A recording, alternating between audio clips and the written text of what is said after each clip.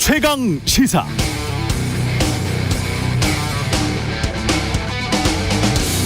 네, 세계 잼버리 대회라는 게 전 세계 청소년들 모아놓고 야영 대회 하는 거죠. 민족문화, 정치적 이념을 초월해서 국제 이해와 우애를 다지는 데 목적이 있습니다. 물론 대회 개최 전 폭우 때문에 주최 측이 준비에 만전을 기하지 못했을 수도 있겠습니다만 인터넷상에 떠도는 사진들, 기자들이 확인한 현장 상황 보니 과간이군요.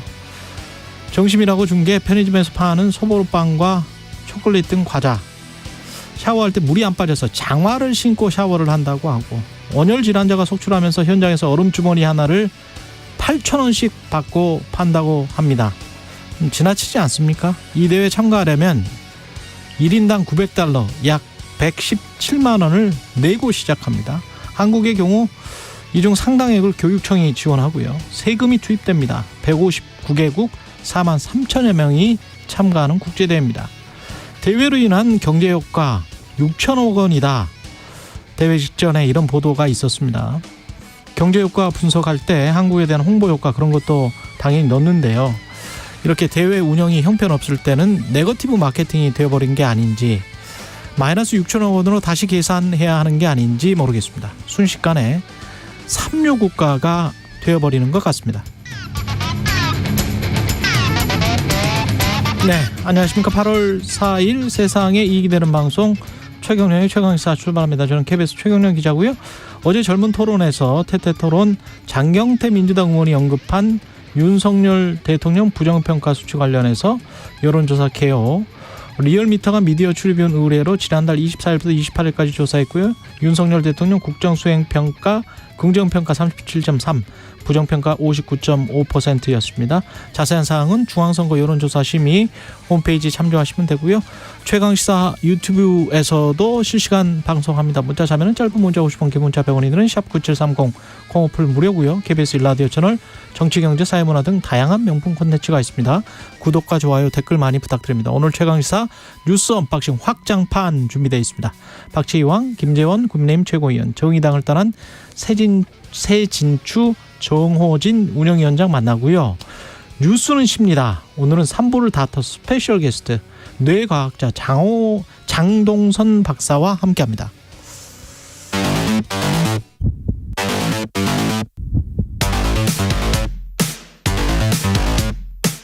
오늘 아침 가장 뜨거운 뉴스 언박싱. 네, 오늘은 금요일 뉴스 언박싱 확장판이 있는 날입니다. 민동기 기자, 김연아 평론가 나와 있습니다. 안녕하십니까? 안녕하십니까? 예, 이런 거 가봤습니까? 잼버리 대회 같은 거? 제가요? 예, 청소년 때? 제가 이제 초등학교 다닐 때 예. 보이스카웃을 하고 싶다. 예.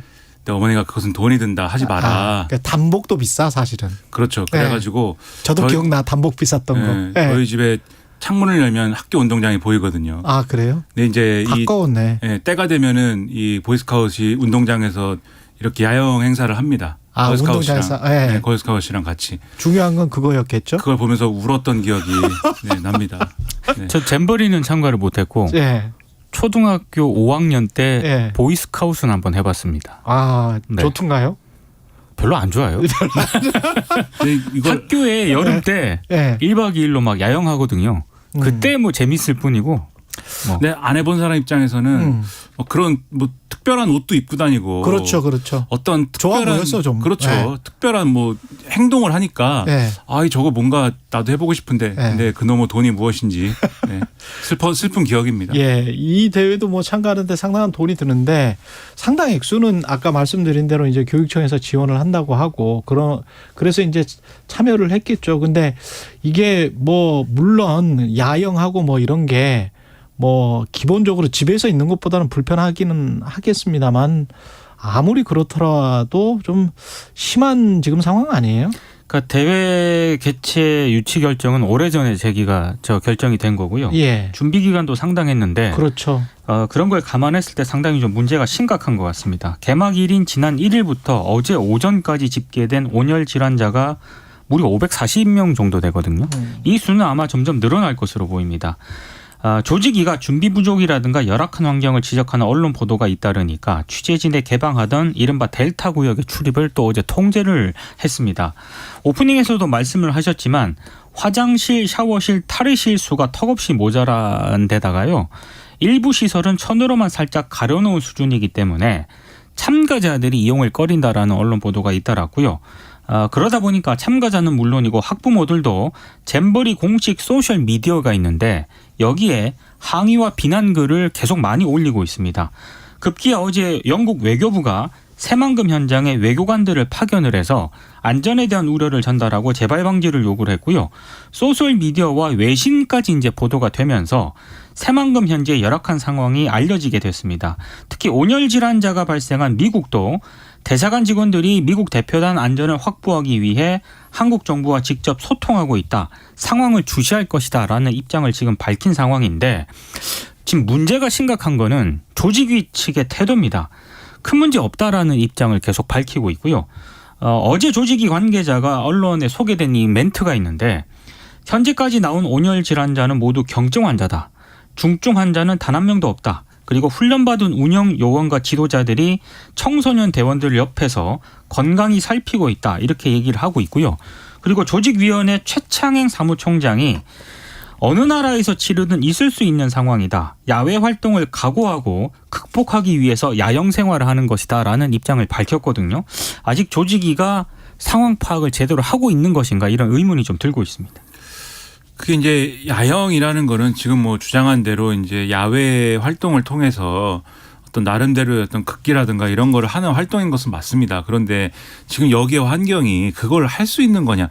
폭염이라는 게 이 예를 들면 이제 이 지역의 이제 시민단체나 이런 데서도 입장을 냈던데 폭염이라는 게 뭐 정신력으로 극복할 수 있는 게 아니지 않습니까? 예를 들면 폭염 상황에서 일을 하는 것도 이제 지금은 이제 일정 시간마다 쉬어야 된다라는 가이드라인을 정부가 이제 주고 있는 그런 상황에서 이 야외 활동을 이런 곳에서 한다는 것이 과연 가능한 거냐라는 의문이 지금 있는 거고 애초에 우려가 제기됐던 사안이에요. 지난해 이제 국회에서도 이 지역의 이제 국회의원이 이 정부에다가 이제 관련 질의를 하면서 두 번, 세 번 얘기했던 사안입니다. 여기가 새만금 간척지잖아요. 간척지라는 게 원래는 이제 여기가 갯벌이었던 데 아닙니까? 그러면 여기에 뭐 예를 들면 다른 곳에서 이제 야영을 할 때는 그게 뭐 어떤 지역에 뭐 나무도 있고 뭐 숲도 있고 뭐 이런 게 있어서 더위를 피할 수 있는 조건이 될지 모르지만 여긴 그게 아니지 않습니까? 그런데다가 비가 또 많이 왔잖아요. 그러면 이제 물이 빠져야 되는데 물이 안 빠진다는 거 아닙니까? 그럼 이런 상황을 대비해서 좀 조치들이 여러 가지가 필요하다고 계속해서 얘기를 했는데 조치가 안 된 겁니다. 그러니까 이거는 사실 유치했을 때부터 지난 정부에서 유치했을 때부터 계속 이런 점에 대해서 뭔가 이 어떤 대책을 세우고 뭔가를 했어야 되는데 그게 전혀 안 된 거 아니냐라는 지금 결론에 이르고 있는 거거든요. 그렇다면 과연 이 대회를 지금 이런 방식으로 진행하는 게 맞느냐라는 의문이 제기될 수밖에 없는 거고 다른 국가들 입장에서 보면은 여기에 이제 아이들을 보낸 이런 그 학부모들이 다 자기들이 어떤 이 한 표를 행사할 수 있는 유권자들 아닙니까? 그렇죠. 이 사람들이 여러 신경 쓰지 않을 수 없는 거거든요. 영국의 경우에는 지금 4,500명인가를 지금 보냈는데 그렇죠. 지금 아예 그러면 외교적인 어떤 라인으로도 이 부분에 대한 의구심이나 이런 것들을 표해오고 있는 그런 상황 아닙니까? 그래서 이것에 대해서 제대로 지금 대응해야 되는데 여러모로 지금 걱정이 많이 됩니다. 이게 2023년 말 올해 말에 부산 엑스포까지 우리가 결정이 된단 말이죠. 그렇죠. 거기에 악영향을 끼칠 수도 있을 것 같다라는 그런 우려도 들고요. 여러 가지로 좀 그러네요. 예, 이게 그리고 그 지역 신문 그 부안 신문들 보니까 그 사진이 나왔던데 대회 전날 기사를 보니까요. 대회 바로 직전 날이에요. 아직도 그 대회 직전 날에 스티로폼이랄지 무슨 그 관련된 시설의 잔해들 같은 거 있지 않습니까? 그런 것들이 방치된 상태에서 참가자들이 미리 온 참가자들이 또 왔다 갔다 하고 그런 사진들이 찍혀 있더라고요. 그런 거를 보면은 대회 직전 날까지 저런 게 쌓여 있을 정도로 대회 준비를 안 했나? 그러니까 이거는 좀 납득하기가 힘들거든요. 저도 이 사안을 좀 보면서 과거 이제 지역 언론들이 어떻게 보도를 했는지를 어제 제가 쭉 찾아봤는데 그렇죠. 이미 이 문제들 있지 않습니까? 지역 언론들에서 많이 나왔죠. 지역 언론들은 수년 전부터 계속적으로 제기를 해왔었고 특히 이런 큰 대회 같은 경우는 프레 행사가 있거든요. 그러니까 여름이다, 습지다 이런 네. 것들이 다 지적이 됐었어요. 근데 이 문제 예. 때문에 프레 행사가 취소가 됐어요. 잼버리 대회. 프레 행사가 취소가 됐을 정도면은 적어도 개막 전에는 그렇지. 이 문제가 해결이 됐었어야죠. 아, 그러니까 이게 애초에 간척지에다가 하는 게 맞냐는 그렇죠. 지적부터 시작해서 그랬죠. 예. 반대 운동이나 이런 것도 있었어요. 사실 현지에서는 그게 이제 이게 다 거슬러 올라가면 이제 새만금 사업부터 얘기를 해야 되는 문제는 그렇지. 사실. 거슬러 올라가면 그렇습니다. 그렇죠. 예. 새만금 사업이 결론적으로 얘기하면 실패한 사업이지 않습니까? 애초에 이제 구상대로 안 된 거기 때문에. 그거 원래 만들 때 저도 취재해서 기억이 나는데 거기다 논농사 짓는다 그랬어요. 그렇죠. 처음에는 네. 우리가 식량이 부족하니까 거기다가 쌀을 많이 지어서 우리가 자급자족률을 높이겠다. 이게 새만금 사업을 하는 사람들의 주장이었습니다. 당시 정부의 주장이었다가 그게 조금씩 나가면서 뭐 공업도 해보고 뭐 혁신기업도 만들어보고 막 그러면서 짬뽕이 된 거죠. 짬뽕이 되면서 사업이 어느 쪽으로 가는지를 모르고 그 전에 그러면 새만금 간척지가 그 아름답지 않았냐. 다 기억하시겠지만 엄청나게 아름답고 세계적인 철새 도래지. 예, 뭐 세계적인 철새 도래지였는데 그걸 망치고 그걸 그렇게 영토를 높인다고 넓힌 거예요.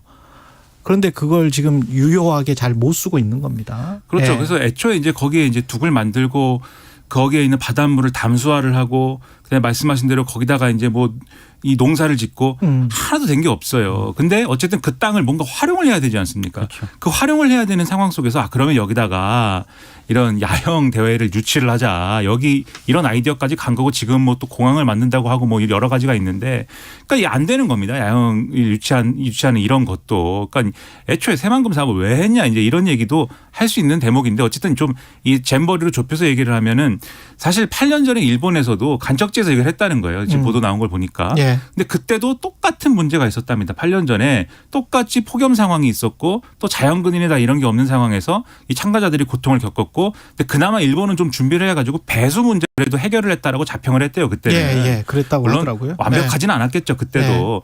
근데 우리는 그런 얘기도 못하는 상황 아닙니까? 그렇죠. 일본보다도 제대로 준비를 못했다라고 하면은 그 부분에 대해서 왜 그렇게 됐는지에 대해서 다시 한번 되돌아보고 우리가 세계 각국에 민폐를 끼쳐서는 안 되지 않습니까? 그렇죠. 그런 예. 점을 다시 한번 돌아봐야 되겠습니다. 이창규님은 아침에 오랜만에 웃습니다. 저도 돈이 없어서 보이스카우트 못했고 동질감이 느껴집니다. 예. 네. 당시 유니폼이 참 부러웠습니다. 다 그랬군요. 그 보이스카우트 유니폼 참 괜찮았죠. 그러니까 어린이들의 예. 눈으로 보면 예. 나는 학교에 멋졌지. 그렇죠. 뭐 이런 옷을 입고 가는데 뭔가 정돈된 옷을 다른 아이들이 입고 있으면 부럽죠. 예. 생각해보니 5학년 때 저희 부모님이 한 번 하고 예. 6학년 때 안 시킨 걸로 봐서 아, 돈 때문에. 돈 때문에 그런 거 김영성님, 예, 인프라 정도는 확실해야죠. 특수훈련을 받는 것도 아니고 습지에서 수경하다니요. 예, 그 문제가 가장 큰 것 같습니다. 그리고 너무 더워요. 너무 더워. 예, 공교롭게도 예, 분당백화점에서 묻지마 흉기난동 사건이 일어났습니다. 어제 오후 5시 55분쯤에요. 이 분당구 AK 플라자 인근에서 어떤 남성이 사람들을 찔렀다는 112 신고가 접수가 됐습니다. 이 남성은 AK 플라자 내로 들어서기 전에 자신이 몰던 차로 인도를 지나던 시민들을 들이받았고요. 그 뒤에 차량이 움직이지 않으니까 차에서 내려서 흉기를 휘둘렀는데 경찰이 어제 오후 6시 5분쯤에 이 최모 씨인데요. 범행 현장 인근에서 체포를 했습니다. 일단 단독 범행으로 경찰이 판단을 하고 있는데 배달업에 종사하고 있는 것으로 일단 언론이 보도를 하고 있고요. 현재 범행 동기와 관련해서는 별다른 진술을 하지 않고 있는데 불상의 집단이 자신을 청부살인하려 한다. 이렇게 지금 경찰에 진술한 것으로 보도가 되고 있습니다. 마약 간이 검사 결과 음성이지만 경찰은 정확한 감정을 위해서 모발을 채취해서 국과수에 감정을 의뢰할 예정이라고 밝혔는데 지난달 21일에 서울 신림역에서 이른바 묻지마 범행이 일어나지 않았습니까? 네. 그 연장선으로 일단 해석이 되고 있습니다. 특히 이 서현역 일대가 평소에도 유동인구가 많고요. 약속 장소로도 많이 이용하는 그렇죠. 곳입니다. 예. 이 용의자가 차량으로 돌진한 곳이 버스 정류장인 것으로 확인이 됐고 범행을 저지른 시간도 퇴근 시작할 무렵이거든요. 그러니까 상당히 많은 피해자들이 나올 수밖에 없는 그런 상황들이었고 피해자들의 면면을 보면은요. 성별 구분하지 않았고 피해자도 20대부터 70대까지 굉장히 범위가 넓습니다. 이런 걸로 봤을 때 상당히 좀 묻지마 범행이다. 이렇게 지금 언론들이 분석을 하고 있고 윤희근 경찰청장도 이번 사건을 사실상 테러로 규정을 했고요. 가능한 처벌 규정을 최대한 적용하겠다라는 입장을 밝혔습니다. 그러니까 이런 종류의 사건은 사실 이전까지는 이제 해외에서 이제 뭐 해외 토픽 뭐 이런 것처럼 해외 묻지마. 뉴스를 그렇죠. 해외 네. 뉴스를 통해서 이제 보던 류의 사건이나 뭐 이른바 이제 묻지마 사건 뭐 이렇게 얘기하는데 어쨌든 이 정확하게 어떤 이유가 있어서 저지르는 사건이 아니라 뭐 이런 식으로 저지르는 사건이 이전에 없었던 건 아닌데 이렇게 불특정 단수가 있는 그렇죠. 공중을 상대로 해서 이렇게 지금 이런 사건을 벌이는 거는 사실 우리가 익숙한 그런 범죄의 양상은 아니지 않습니까? 그렇죠. 사실 일본이라든가 이런 데 뉴스에서 많이 보던 그런 형태의 사건인데 이런 사건이 일어나면은 사실 우리 뭐 누구나 그렇듯이 언제나 내가 피해자가 될 수 있다라는 생각이 굉장히 강해질 수밖에 없기 때문에 사회 전체가 굉장히 불안해지죠. 그래서 이런 사건이 가지는 피해가 굉장히 큰데 지금 보면은 이 사건을 저지른 이 피의자의 경우에는 이 범인의 경우에는 지금 횡설수설 하는 걸로 봐서 어떤 뭐 정신질환적인 어떤 문제가 있는 것 같아요. 정신건강적인 어떤 문제가 있는 것 같은데 근데 이게 그런 정신적 문제를 안고 있다고 해서 반드시 그 범죄 양상이 이렇게 나오지는 않거든요. 그러니까는 지금 말씀하신 대로 이전에 이제 신림역 사건이라든가 이런 게 있었기 때문에 자신이 갖고 있는 어떤 이런 불안을 표출하는 방식은 그런 거에 영향을 받는 겁니다. 이미 일어난 사건이라든가 그런 것들이 모방범죄나 이런 것으로서 자신의 이런 어떤 문제를 좀 해소하는 것으로 달성하려고 하는 그런 이제 행동 양식이 나타날 수가 있는 건데 그렇게 따지면 사실 이런 사건이 또 일어났기 때문에 다른 사건이 또 일어나지 않으리라는 거 보장할 수가 없죠. 인터넷에 막 이상한 그림 또 그렇지 않아도 이제 많이 있다 이런 보도가 또 오늘 보니까 있던데 예를 들면 그런 범행을 예고한다거나 이런 형식의 글들이 있다. 그래서 불안감을 키우고 있다 이런 글들이 있던데 이런 이제 일이 벌어졌을 때 즉시 대응할 수 있는 어떤 그러한 시스템이라든지 그런 것들을 또 경찰이 갖추고 하는 것도 중요한데 그런 거에 더해서 애초에 이런 방식의 이제 묻지마 범행이 계속 일어나는 어떤 사회 구조적 요인이 뭐냐에 대해서도 계속해서 우리가 파고들어서 이 부분을 좀 직시를 해야 될 것 같아요. 그래서 단칼에 이거를 뭐 해결할 수 있다거나 예방할 수 있는 대안이라는 거는 이 좀 강구하기가 쉽지 않겠지만 그래서 일어났을 때 제대로 대응하는 것을 중점을 놓고 대안을 마련해야 되겠지만 이 원인도 우리가 장기적으로 계속해서 파악해 나가지 않으면 다른 나라의 경우처럼 계속해서 불안감에 떠는 그런 상황이 이어질 수밖에 없다. 그 점도 같이 봐야 되겠습니다. 예, 이종욱님 이제 무서워서 백화점에도 마음대로 못 가겠네요. 이런 말씀하셨는데 제가 다른 측면에서 한 가지만 더 말씀드리면 유럽에서도 이런 일이 일어났었는데 그렇죠. 나중에 그 1, 2년 후에 따로 조사를 해보니 살인과 이런 폭행 사건을 종합 집계 해보니까요. 그 해에 종합 집계 해보니까 평년에 비해서 그렇게 높지 않았다. 오히려 낮았다. 이런 이제 논문이 나온 적이 있거든요. 그러니까 언론이 이거를 일괄적으로 어떤 공포 분위기를 조성하고 이런 일들이 일어났을 때 이게 이제 그 비슷한 유형의 사건들을 또 이제 과장해서 계속 이렇게 증폭시키는 그런 역할을 하는 또 역의 사례로 논문이 한번 나온 적이 있기 때문에 그런 것도 그 감안해서 좀 들으셔야 될 것 같습니다. 꼭 이게 뭐 연쇄적으로 계속 일어난다. 사회 분위기가 흉흉하다. 뭐 이렇게는 생각할 필요가 없습니다. 아직까지 뭐 증거나 뭐 이런 것들은 없습니다. 예. 날씨 교통 정보 듣고 와서 뉴스 언박싱 확장판 이어가겠습니다.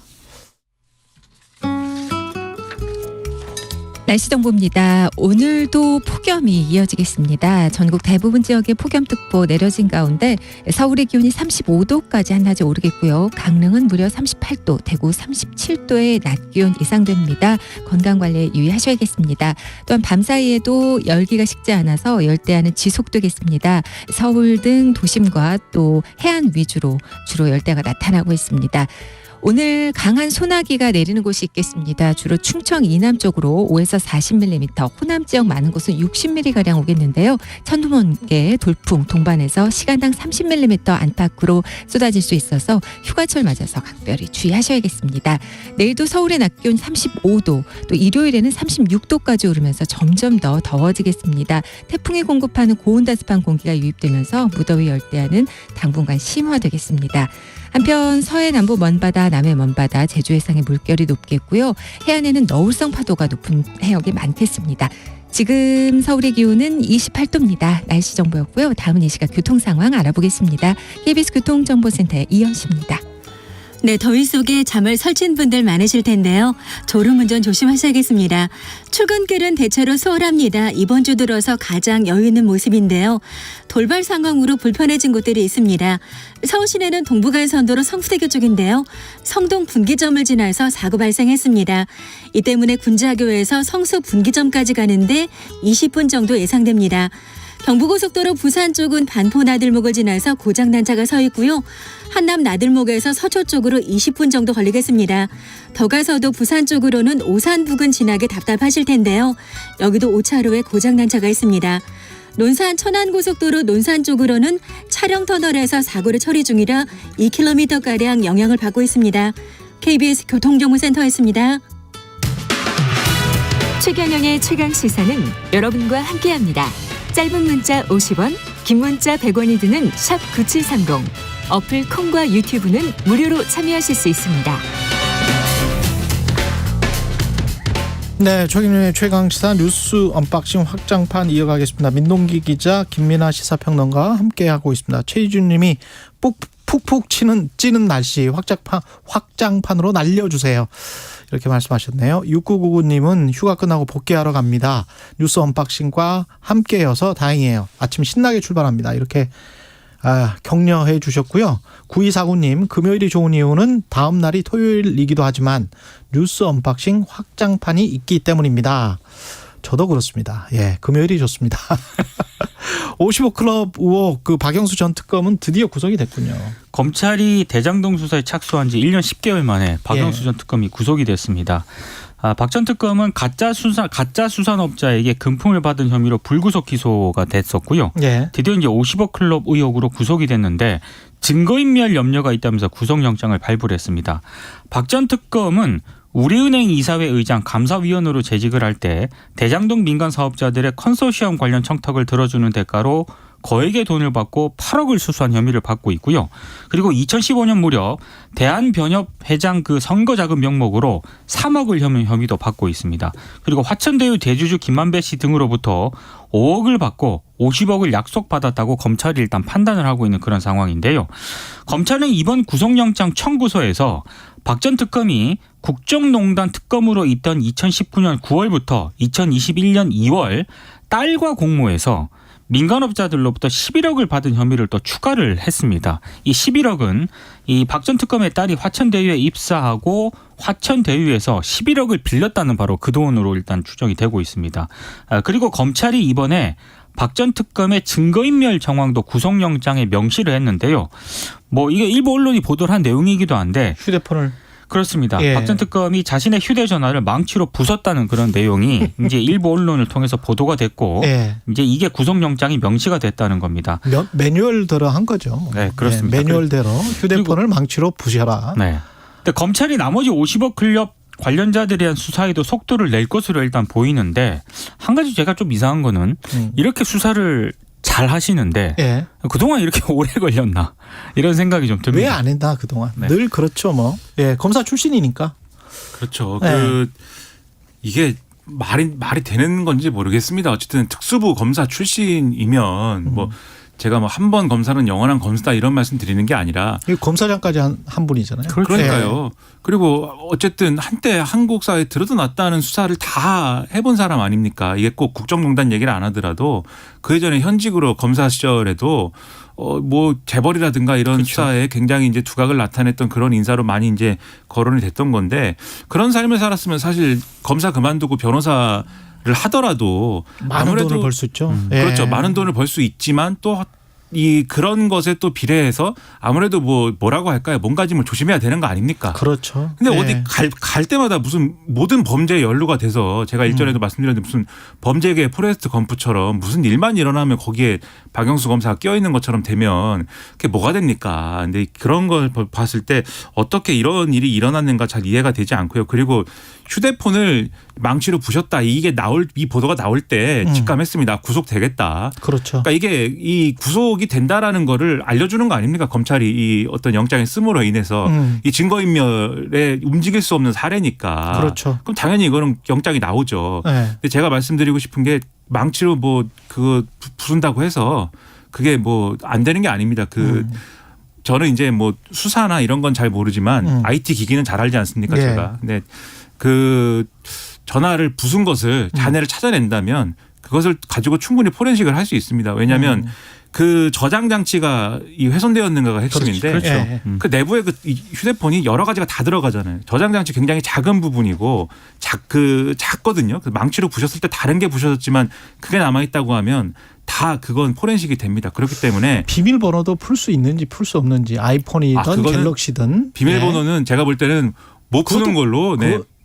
그 결론 내릴까요? 네, 그렇게 결론을 내지 않으면 안 될 것 같아요. 무조건 그래요? 못 푸니까. 네, 무슨 이스라엘 장비를 들여와도 못 푼다 자꾸 이렇게 얘기를 그리고 하니까. 특히 애플 같은 경우에는 예. 미국 기업이지 않습니까? 예. 개인정보 보호 뭐 이런 거에 굉장히 또 민감하기 때문에. 그건 뭐 또 삼성에 대한 모독이죠. 삼성은 뭐 그러면 비밀번호 가르쳐준다, 풀어준다 뭐 그 말이죠. 그러진 않겠지만 예. 상대적으로 더 엄격하다 뭐 이런 말. 모르면 하여튼 검찰에 거의 뭐 비공식이지만 공식 입장에 준하는 거 아닙니까? 번호는 못 푼다, 비번은 못 푼다. 예. 근데 뭐 믿어야 되겠죠? 그러니까 그 차라리 비번을 걸든지 이걸 왜 부셔가지고 예. 구속이 되는가 이런 의문도 있고 여러모로 하여튼 이해가 안 되는 사례이고 앞으로 남은 50억 클럽 당사자들도 있지 않습니까? 권순일 전 대법관이라든지 뭐 이런 여러 사람들이 있는데 검찰 출신의 이제 사람들 있는데 다 수사를 철저히 해서 이 본질 진실을 다 밝혀내기 바랍니다.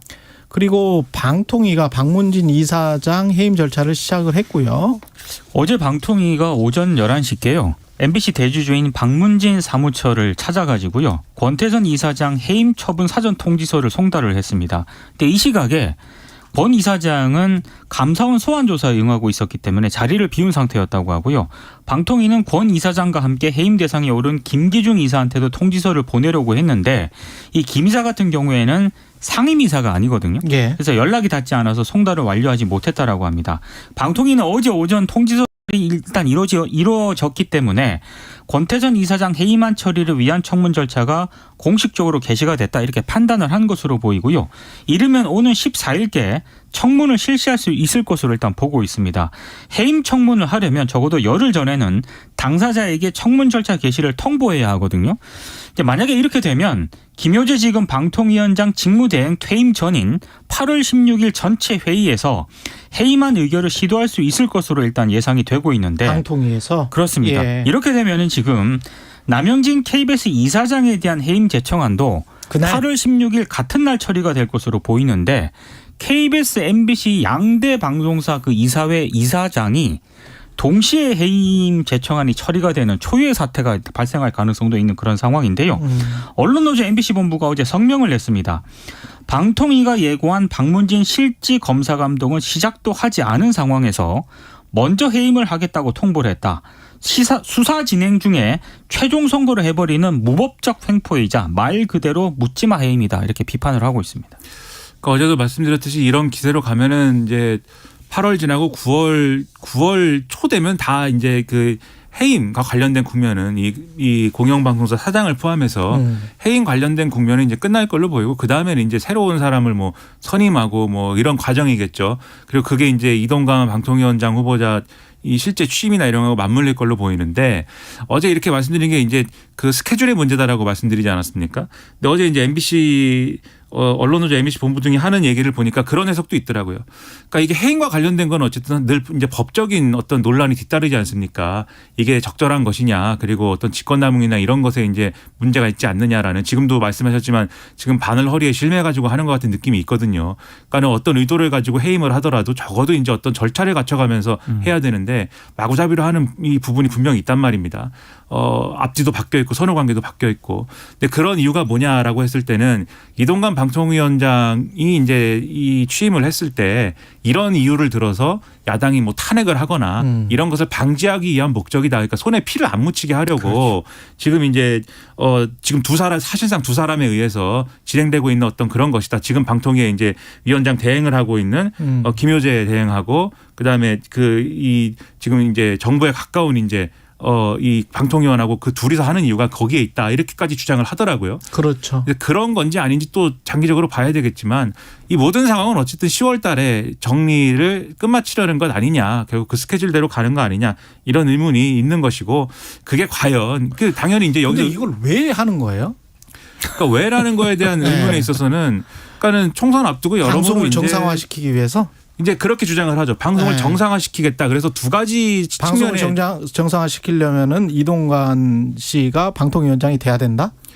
그러니까는 이 두 가지 측면의 이 문제를 봐야 될 것 같은데 이동관 방통위원장이 사실 지금도 이 대외협력 특보지 않습니까? 예. 이 모든 일에 일절 의견도 없고 생각도 없고 말도 없을까? 그렇지 않겠죠. 이 추정하기로 평론가의 추정입니다. 이거는 뭐 근거라고 하는 말씀이 아니라 여러모로 이런 상황에 대해서는 다 알고 진행하는 게 있지 않을까. 그래서 지금도 사실은 뭐 이동관 특보하고 뭐 무관한 일이다라고 얘기하는 어려울 것 같고요. 그래서 총선 전에 이런 이제 일련의 어떤 과정을 통해서 여론을 정리하려는 목적이 있지 않는가라는 의심을 야당과 그다음에 언론노조 등을 하고 있는 것 같고 두 번째로는 이명박 정권 때도 보면은 이 방송 장악이나 이런 걸 했지만 동시에 뭘 했냐면 종편을 만들었잖아요.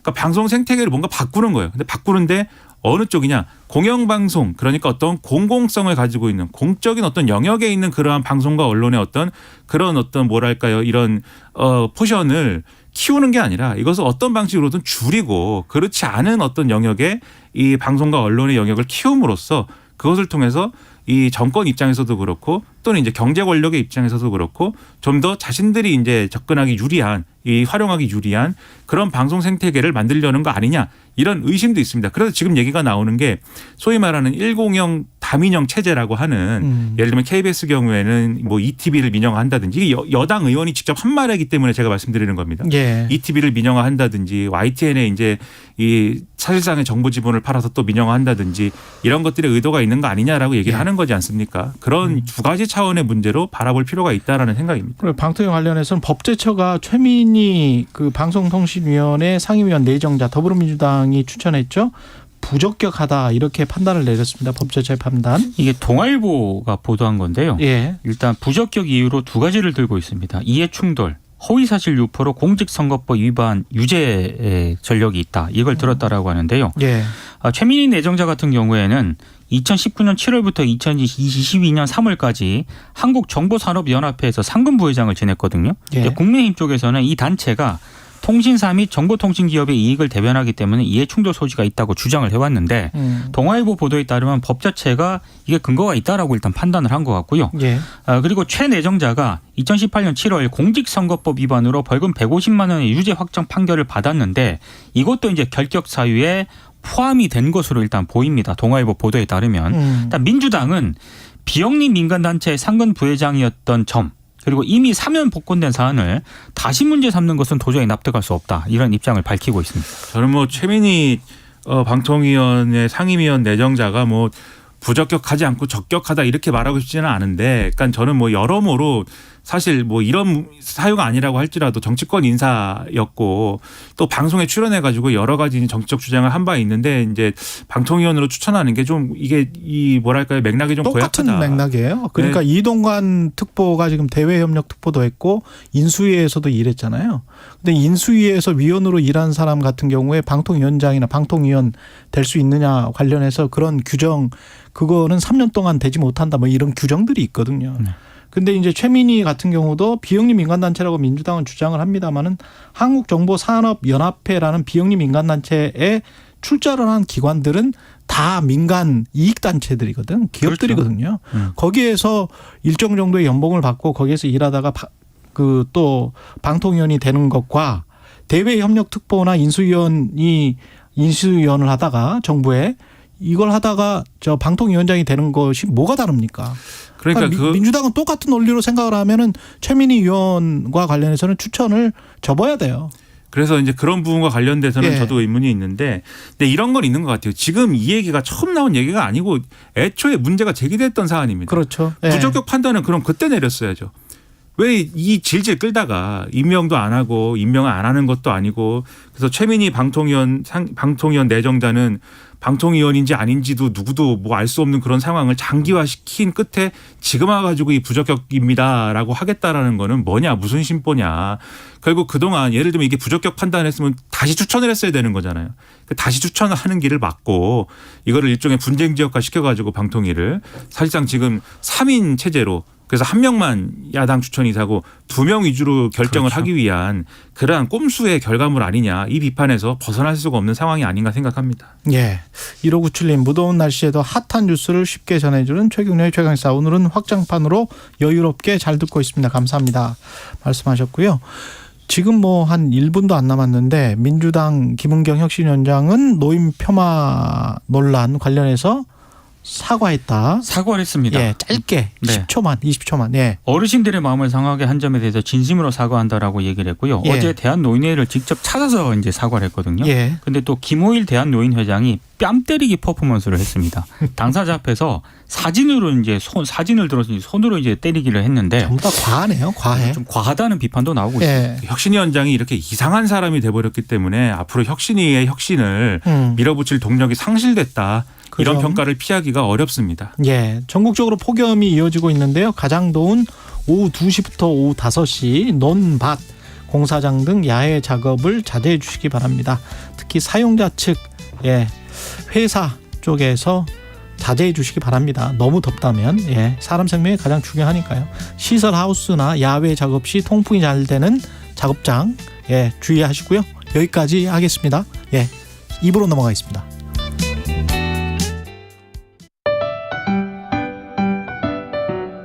(2023) KBS 1라디오 연중기획 낮은 목소리 당신의 목소리를 들려주세요.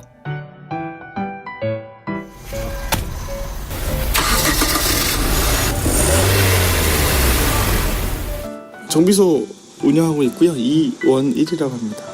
여름철에는 장마가 있으니까 아무래도 타이어 위주로 많이 보셔야죠. 타이어가 마모도도 체크를 하셔야 되고 물건만 팔면 끝이 아니라 손님한테 이걸 해야 돼요 얘기하고 또 그걸 또 원인도 찾아야 되고 고쳐야 되고 돈도 받아야 되고 또 돈 받은 거에 대해서 또 나중에 에이스 처리도 다 해야 되니까 그런 게 좀 고충이라면 고충이라고 할 수 있어요. 그냥 말이 안 통하시는 분들, 본인 주장만 하시는 분들은 제 의견을 듣지는 않고 본인 의견만 말씀하시는 분들은 힘들죠. 그런 분들이. 모든 거는 저는 전문가에게 맡기는 게 제일 맞다고 생각을 해요. 본인이 판단하는 것보다는 어쨌든 정비사가 더 전문가니까 정비사한테 믿고 맡기는 게 저는 제일 맞다고 생각합니다. 그만둬야죠. 이제 전기차라고 하면 그만둬야죠. 전기차는 특별히 정비할 게 많이 없어요. 저희가 할 게 없는데 사실 저 같은 경우도 차가 지금 집에 전기차를 2대를 운영을 하고 있으니까 그건 뭐 제 먹을거리가 없어진다 쳐도 미래를 위해서는 뭐 환경을 위해서 계속 생겨야 된다 생각을 하니까 저는 아니 시대의 흐름에 따라가야 되는 거지. 저 자동차 정비를 20대가 지금 배운다 그러면 저는 만류하는데요. 기술 전기차라고 앞으로 이러면 다 이게 저희가 할 일이 없어요. 이제 옛날 전파사랑 똑같이 다 없어질 겁니다. 정비사가. 보람은 뭐 다른 데서 못 고친 거 자네 덕분에 뭐 잘 고치고 잘 어디 잘 갔다 왔다 그럴 때 되게 보람을 느끼죠. 오늘 하루도 묵묵히 살아가는 당신의 이야기를 들어봅니다. KBS 1라디오 연중기획 낮은 목소리였습니다.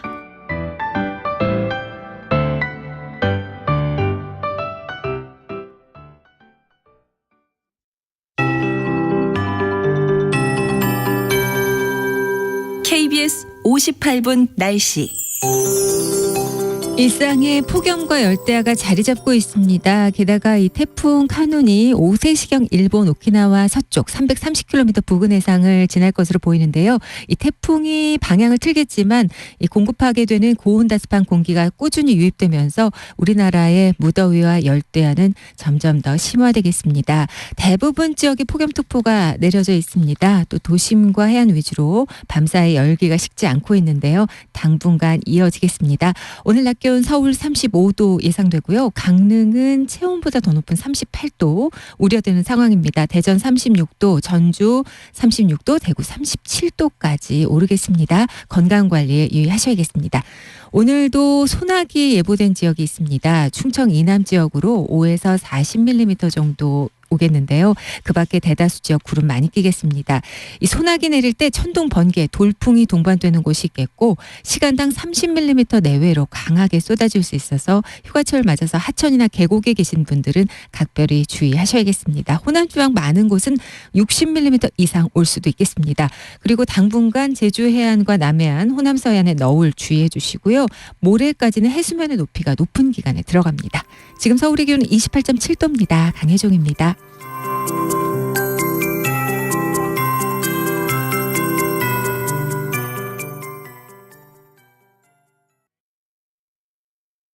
정성을 다하는 국민의 방송 KBS가 8시를 알려드립니다. AM 711kHz, FM 97.3MHz, KBS 1라디오입니다. HLKA.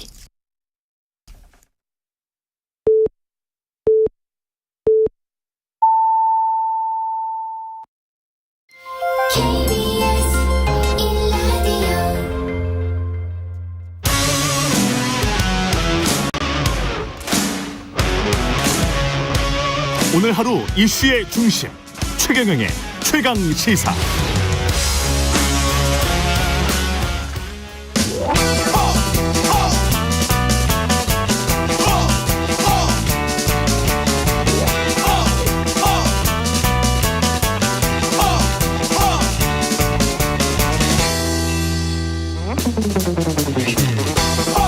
네, 링 밖으로 나간 박치기와 만나는 시간입니다. 국민의힘 김재원 최고위원 자리하셨습니다. 안녕하세요.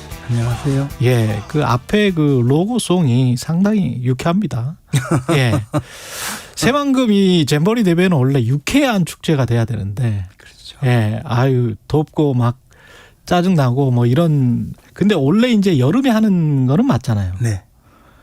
근데 일단 뭐 가장 큰 문제는 뭐라고 보세요? 일단 이렇게 많이 준비를 못했나 이런 것도 좀 문제인 것 같고. 네. 예, 뭐가 문제입니까? 근데 제가 이제 30년 전에 우리나라가 예. 속초 예. 그 신평벌 설악산에서 그 바다 사이의 이 속초시 신평벌에서 잼버리 대회를 한번 열었어요. 고성 아니었어요?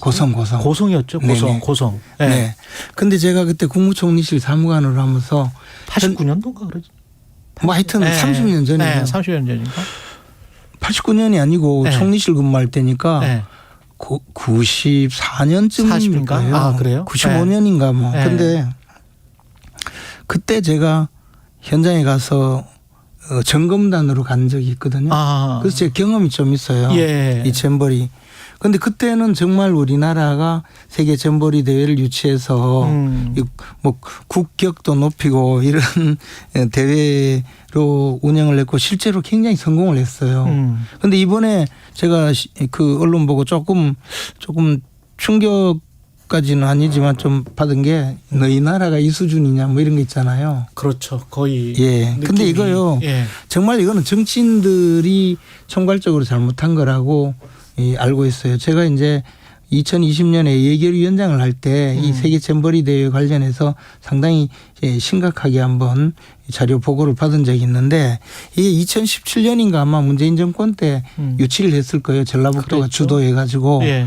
그런데 아시다시피 그 새만금 사업은 원래 김대중 대통령 때 여기에다가 농지를 간척하겠다고 시작한 사업이거든요. 그렇습니다. 그런데 그중에 이제 예. 농지만 들어오면 또 뭐 지역 발전 안 된다고 해서 전라북도에서는 뭐 그리고 주로 민주당 정치인들하고 해서 이거 반 정도를 공업지역, 산업지역으로 바꾸는 작업을 한 10여 년 또 해서 또 산업지역을 바꿨거든요. 그런데 그러고 나서 농지지역과 산업지역 또 매립을 해야 되는데 자금이 그렇게 예산이 확보가 잘 안 되니까 농지 전용기금 이것을 가지고 끌어와서 지금 이 잼버리 대회 하는 쪽은 전부 이제 빨리 매립을 해야 되니까 농지 기금을 갖고 와서 매립을 한 거예요. 우리가 왜 이제 아파트 지구를 유치한 다음에 그냥 잼버리 대회 유치한 다음에 전후 계속 그렇죠. 그 지역 자체가 예. 그러니까 우리가 도시가 막 팽창하면 농지도 막 전용해서 아파트 짓고 하잖아요. 그러면 농지 전용 기금을 거두거든요. 그 돈을 여기에 막 집어넣어 가지고 이제 농지로 매립한 지역을 거기에다가 세계 잼버리 대회를 유치하고 네. 그리고 나서 한 것이 새만금 공항을 유치하겠다. 잼버리 대회를 저 핑계를 대면서 근데 이게 뭐 경제성이 전혀 없으니까 예비 타당성 조사를 면제해달라 요구하는 것이 이제 그 무렵이었어요. 그러면 잼버리 대회 유치할 때 활주로도 못 만드는데도 막 그런 주장을 해가지고 이제 새만금 공항도 들어가고 뭐 이런 이 과정에서 농지 위에다가 지금 사실상 농지 위에 하는 것이다. 잼버리 대회를 열었는데 농지도 그게 다 논이잖아요. 논바닥 위에다가 지금 한다고 생각하면 돼요, 대충. 근데 이제 이렇게 그러니까 말씀을 쉽게 말하면 배수가 안 되는 지역이에요, 이게. 예, 그거는 그리고 그렇죠. 잡초만 우거져 있는 그런 곳에 잼버리 대회를 유치해서 거기다가 새만금 공항을 유치하겠다는 그런 정치인들의 그 표들을 여는 발상부터 각종 지역 이기주의 그리고 이것을 합리적으로 잼버리 대회가 어떤 대회인지 제대로 파악하지 않고 유치부터 그리고 이제 정권 바뀐 이후에 이 잼버리 대회를 제대로 준비하지 못한 뭐 현 정부 책임도 없다고 할 수 없죠. 근데 이것은 출발부터 잘못된 그런 네, 출발부터 잘못됐으면 사실은 2015년에 그 여기 새만금하고 제가 알기로는 다른 지역이 또 한 곳 있었잖아요. 박근혜 정부 때잖아. 그때 그 이쪽으로 결정이 된 거잖아요. 그럼 박근혜 정부 탓이네. 아니 이제 그것은 지역 간의 지역 내에서의 뭐 경쟁을 또 하니까. 근데 저는 그렇게 생각해요. 이것도 일정 부지가 있어요. 아니 그때는 왜 그러면 박근혜 정부 때는 왜 전북 새만금 아니 그런 주장을 했겠죠. 당연히 정치적인 이유로 한 거 아니에요? 그때는? 주장을 했지만 그러니까 뭐 정치적 이유든 뭐든 저는 그 심평벌의 잼버리 대회장은요. 저도 이제 야영을 많이 해봤기 때문에 우리가 야영하면 제일 먼저 가는 게 경상도 말로 도구 친다 그러는데 물길 내는 것부터 하거든요. 그렇죠. 예, 그거부터 하고 배수로부터 만들잖아요. 근데 이게 주무부처가 전북도만 욕할 수 있는 게 아니고 주무부처가 여가부란 말이지. 그렇죠. 근데 여가부 폐지 이렇게 지금 저 공약을 내세웠던 거의 첫 번째 공약 아니었어요? 페이스북으로는. 그랬던 대통령 후보가 대통령이 된 다음에 여가부가 지금 주무 부처로 있는 잼버리 대회가 열렸는데 이게 제대로 준비가 안 됐다. 그러면 여가부를 앞으로 폐지하려고 해서 여가부가 별로 힘을 못 받아서 그냥 대충 한 거 아니냐 이렇게 지금 질문해 볼 수도 있는 거예요. 근데 이제 여성 가족 청소년부인데 저 국제 대회는 사실 현장에서 일하는 유치부터 시작해서 모든 것을 준비한 현장 뭐 집행위원장인 전북지사가 제일 그 현장 모든 관리를 했어야 되겠죠. 어쨌든 여성가족부 다 합쳐가지고 직원 몇 명 되는지 아세요? 그 다른 부서 하나 국 단위 정도밖에 안 되는 직원이 있기 때문에 이것을 가지고 여가부가 뭐 그 했다고 그런 저 모든 것을 이야기할 수는 없고 어쨌든 뭐 그렇다고 해서 현 정부 책임이 없다 있다 이렇게 이야기할 수 있는 것은 아니고 우리가 이제 국제대회 유치할 때 제발 국제대회 유치하는 거 핑계로 공항 만든다 그러고 거기에 KTX 놓아야 되고 고속도로 놔야 되고 그런 부수적인 어떤 지역 개발을 그걸 위해서 국제대회 유치한다 해서 결국 국제대회 유치하고 나면 나머지 모든 거 없어지는 그거는 하지 말자. 이제는 그런 단계 좀 우리 어떤 지역이든 그런 어떤 생각입니다. 어떤 지역이든 그런 맞는 말씀인 것 같아요. 제가 예결위원장으로서 그 당시 느낀 거였어요. 이거 분명히 망할 거다. 그런 생각 제가 가졌었어요. 그런 맞는 말씀인 것 같습니다. 그렇지만 또 한편으로는 또 지역균형 발전이나 뭐 이런 것들이 있기 때문에 만시지탄이지만 수도 이전과 관련해서 또 그렇고 그런 것들이 또 생각이 안 날 수가 없네요. 이야기하면 한이 없죠. 한이 없는 것 같아요. 공항 뭐부터 시작해가지고 제가 다 이야기 못 하겠는데 벌써 8분이나 지나버렸는데 김은경 혁신위원장은 노인 비하 발언 관련해서 직접 사과는 했는데 이게 좀 늦었다. 게다가 이제 혁신이 자체에 관한 어떤 효용성 여기에 관해서 이제 의문을 제기하는 분들이 많이 생기고 있더라고요. 뭐 다 망했죠 뭐. 다 다 망했다. 예. 어차피 뭐 혁신이고 뭐고. 예. 근데 저는 이제 좀 걱정되는 것은 하나 있어요. 예. 김은경 또 그 이화영 부지사의 부인 이 두 분의 민주당 쪽 여성 두 분이 결국 총선에서 우리 당에게 큰 타격을 줄 수 있겠다는 생각을 해요. 이제 이분들이 지금 최근에 보여준 여러 가지 행보가 예. 결국 직접적으로 이재명 대표의 지금 명을 단축시키고 있거든요. 그리고 특히 김은경 혁신위원장은 아마 이재명 대표가 뭐 혁신이라는 이름으로 뭐 좀 이렇게 내놓고 좀 어떻게 당을 수습하려고 했는데 그게 안 되게 됐고 예. 이화영 부지사의 부인은 사실 이화영 부지사의 진술이 어떻게 변해왔는지 그것을 만천하에 공개하게 만들었고 또 민주당 의원들이 거기에 막 여러 가지로 그 작용을 하니까 이 두 분의 역할을 합치면 이재명 대표가 훨씬 빨리 우리가 예상했던 것보다 훨씬 빨리 아마 교도소로 가게 되지 않을까. 영장을 청구하면 당연히 증거인멸 우려도 있고 뭐 여러 가지 문제점을 만든 거죠. 이재명 대표가 우리 예상보다 빨리 교도소로 가면 그게 국민의힘에게 타격이 될 것이다. 그렇죠. 이제 그렇지 않겠어요. 그렇게 되면 이제 민주당이 재정비를 할 것이고 뭐 재창당 수준의 뭐 혁신 이러면서 이제 김은경 혁신위원장이 없는 상황에서 진짜 혁신이 이루어지면 총선에 가면 아무래도 지금보다 민주당이 훨씬 힘을 더 발휘할 거라고 봐요. 역으로 이게 정치라는 게 상호작용이기 때문에 국민의힘도 그러면 야, 그 김기현 체제로는 힘든 거 아니야? 이러면서 어떤 비대위나 이런 가능성이 있습니다. 그런데 여당은 그렇게 되면 이제 혼란만 야기가 되고. 아, 그렇습니까? 대통령과 집권당 대표가 지금 뭐 잘 호흡을 맞춰가고 있는데 야당에서 변란이 일어났다고 해서 이쪽에서 뭐 바꿀 수가 있나요? 그러니까 결국은 민주당이 지금 이대로 가면 상당히 좀 지지율도 엄청 떨어지잖아요. 그리고 뭐 할 말이 별로 없잖아요. 맨날 뭐 모여가지고 뭐 이재명 대표 언제 끄집어 내리느냐 뭐 어제도 보니까 유인태 전 총장이 지금 뭐 할 게 뭐 있냐고 비대위로 가야 된다고 그러던데.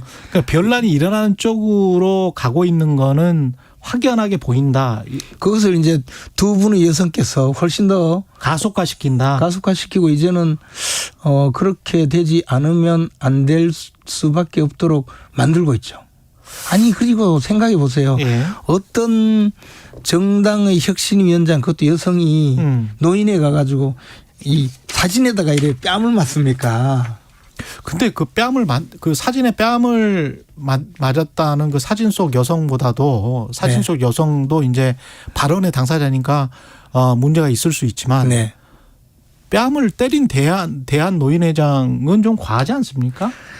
그래도 뭐 우리나라는 장유유서 무조건 장유유서입니까? 무조건이 아니고 저도 그걸 보고 조금 하여튼 근데 끽소리 못 하고 있잖아요. 잘했으면 뭐 난리 났죠. 그래서 저는 대중의 심리가 제가 보기에는 꼭 그럴까? 정치인이시니까 너무 잘 아실 것 같은데. 그래 그걸 바라시겠지만 아니 제가 바라는 건 아니지만 아니 그래 바라는 객관적으로 봤을 때 바라는 분들이 있겠지만 이번 사안이 바로 제가 이제 정치 시작하던 2004년 20년 전에 정동영 당시 아마 그 의장이었을 거예요. 정동영 의장이 그 열린우리당 당의장 그분께서 또 마찬가지로 젊은 청년들에게 그 인터뷰를 하면서 물론 그때도 나쁜 뜻은 아니에요. 전체적으로는 젊은 사람들 투표 좀 많이 하라 하면서 젊은 세대는 앞으로 많이 오래 살아야 되니까 투표를 해서 이 나라를 미래를 결정해야 되는데 왜 얼마 살지도 않을 어르신들이 만날 투표하게 놔두느냐. 그리고 어르신들이 왜 여러분들 미래를 결정하게 만드냐 하면서 그분들은 집에 계셔도 되고 여러분들 투표하라 이랬는데 노인 폄하 발언으로 그때 뭐 한 50석 날아갔다 이런 평가를 받았거든요. 근데 아마 민주당 의원들 내지 민주당 쪽 분들은 그런 그 공감대가 있는 것 같아요. 이번 내용도 똑같거든요. 왜 미래 세대가 결정해야 될 일을 미래가 얼마 안 남은 분들이 결정하느냐. 근데 미래가 얼마 안 남은 분들 이런 분들 이런 말을요 그냥 쉽게 알아듣기 쉽게 하면 곧 돌아가실 분들 이런 말이잖아요. 예. 그러면 그게 얼마나 뺨 맞아야죠 사실은. 그래서 저는 혁신은 뭐 종쳤고요. 이제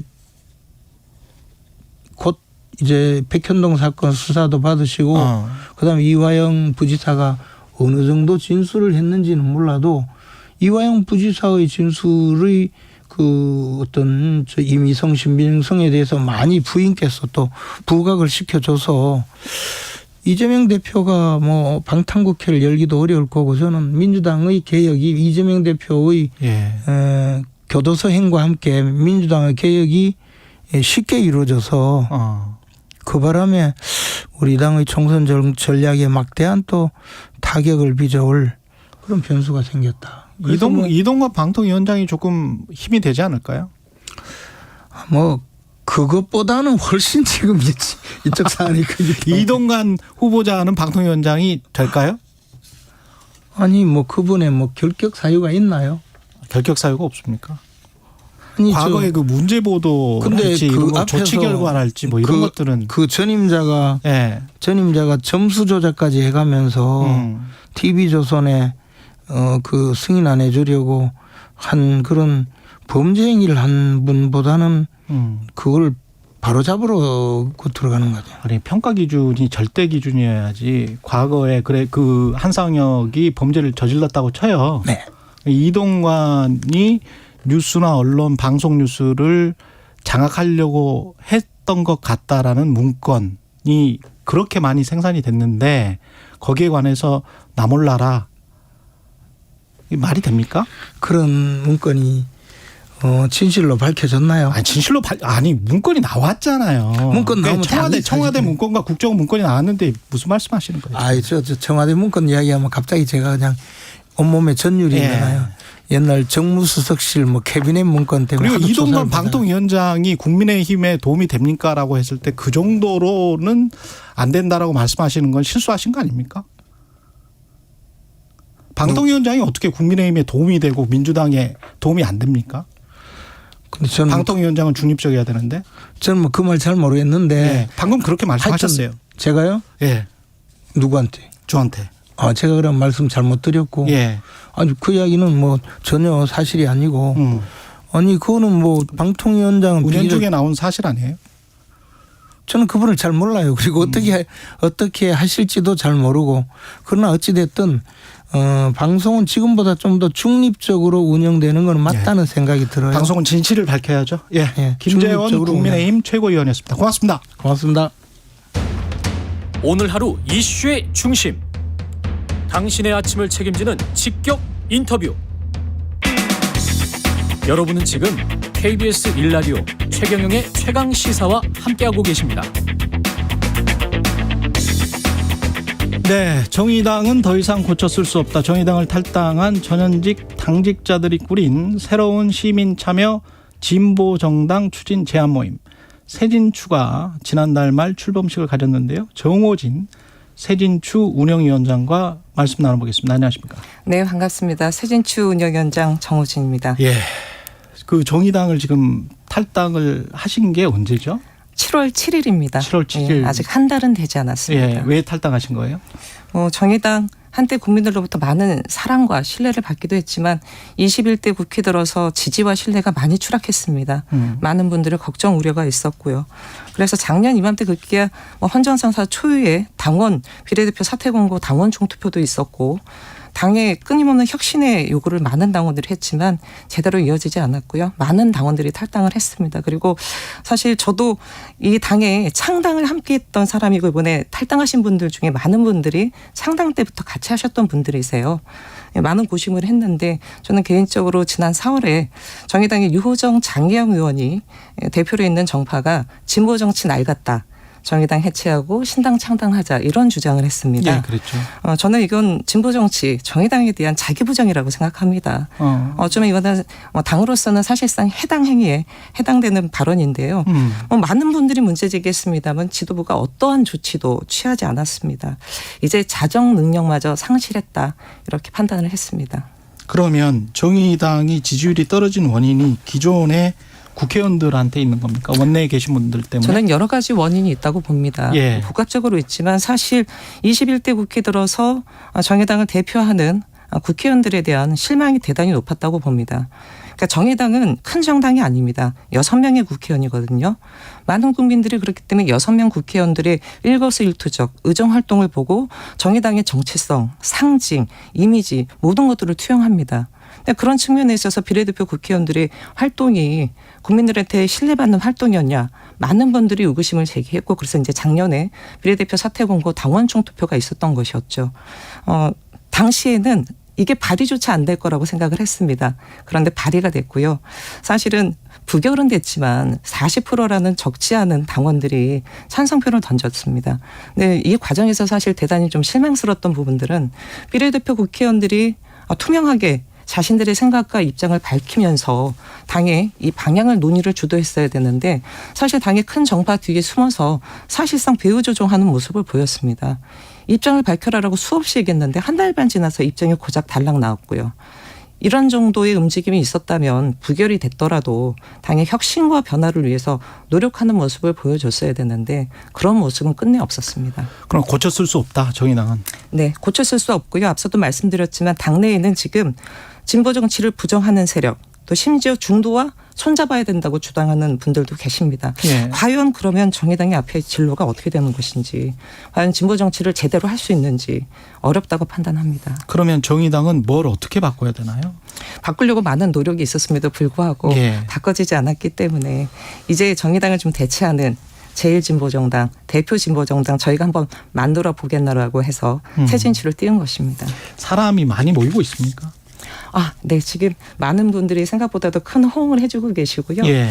저희가 사실은 창당 발기인 대회 창준이 결성은 그 200명 이상의 동의만 있어도 가능합니다만 다소 저희가 번거롭고 더디더라도 바로 창준이 결성보다는 제안 모임부터 띄우게 됐습니다. 그래서 지난 발족식 때 저희가 6가지 기본 방향을 제시를 했습니다. 그래서 이에 동의하는 시민분들 만나고 제 세력들도 제안하려고 하고요. 완결적이지는 않습니다. 계속 보완해 나갈 거고요. 풍부하게 좀 만들려고 하고 있습니다.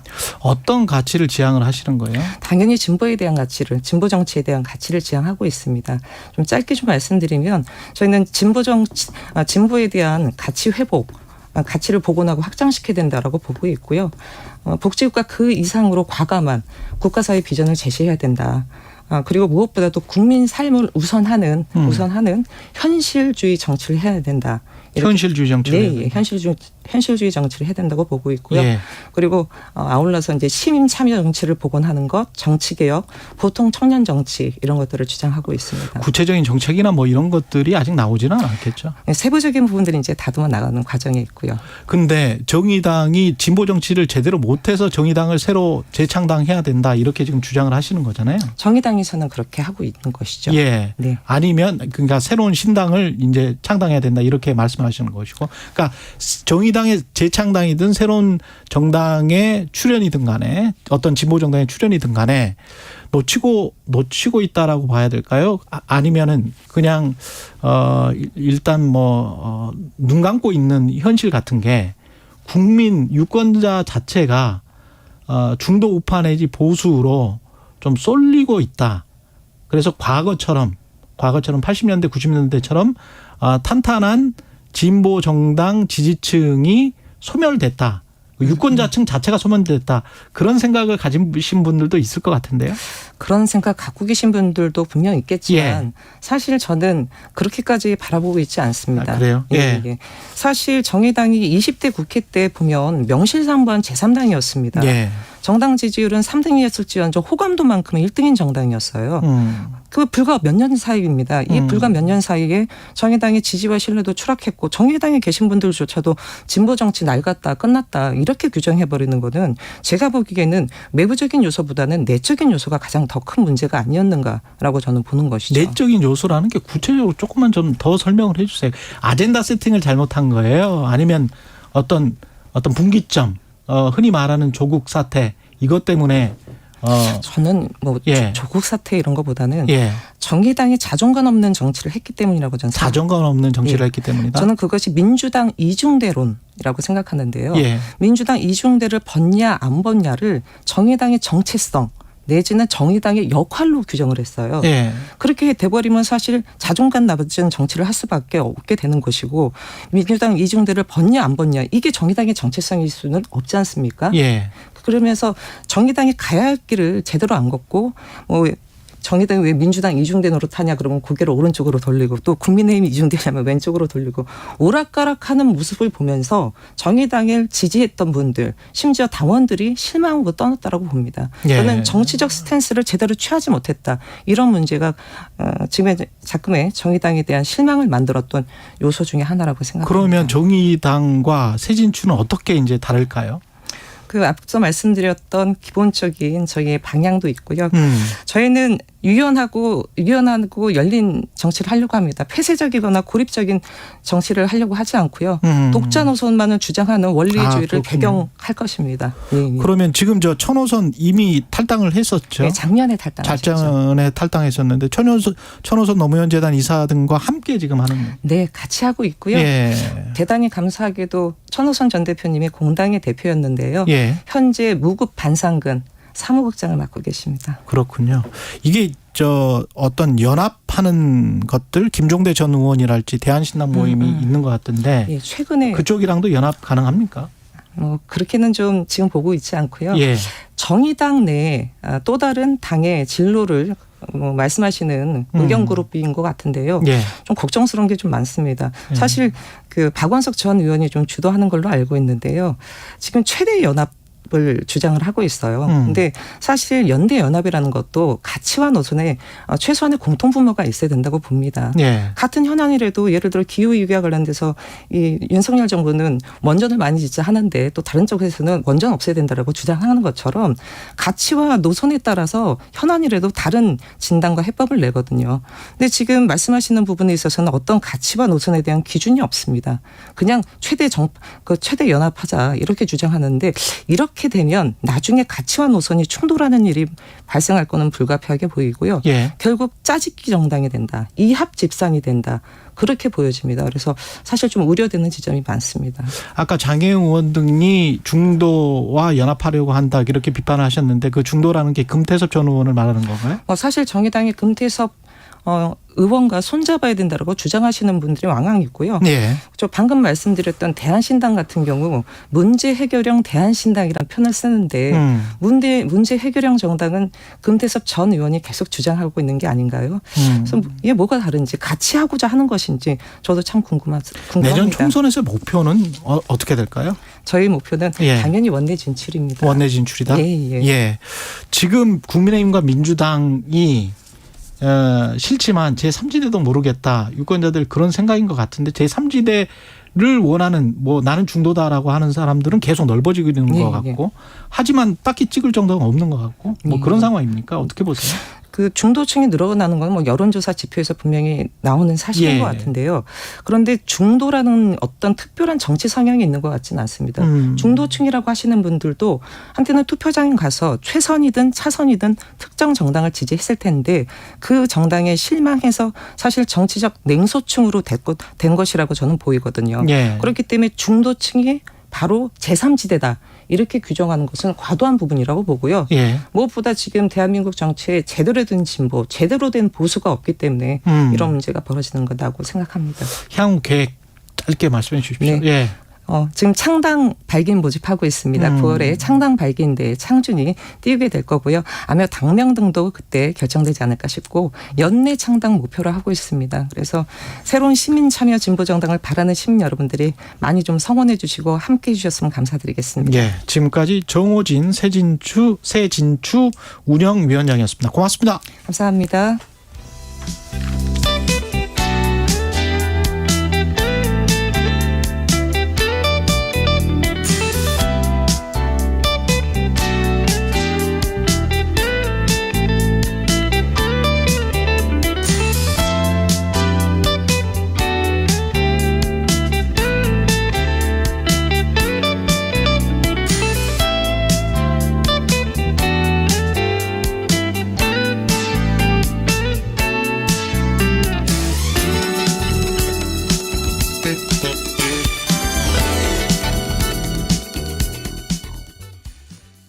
잠시 후 8시 반부터 일부 지역국에서는 해당 지역 방송을 보내드립니다.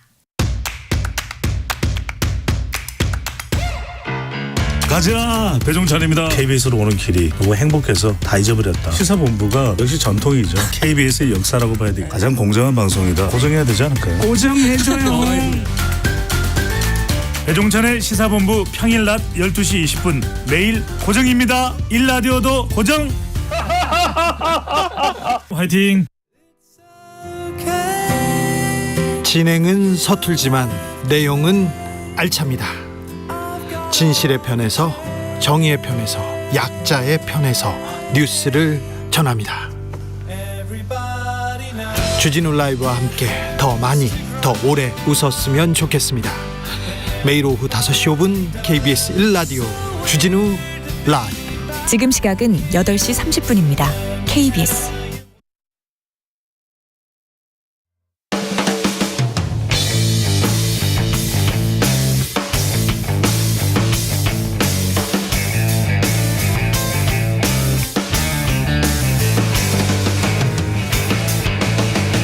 최경영의 최강 시사.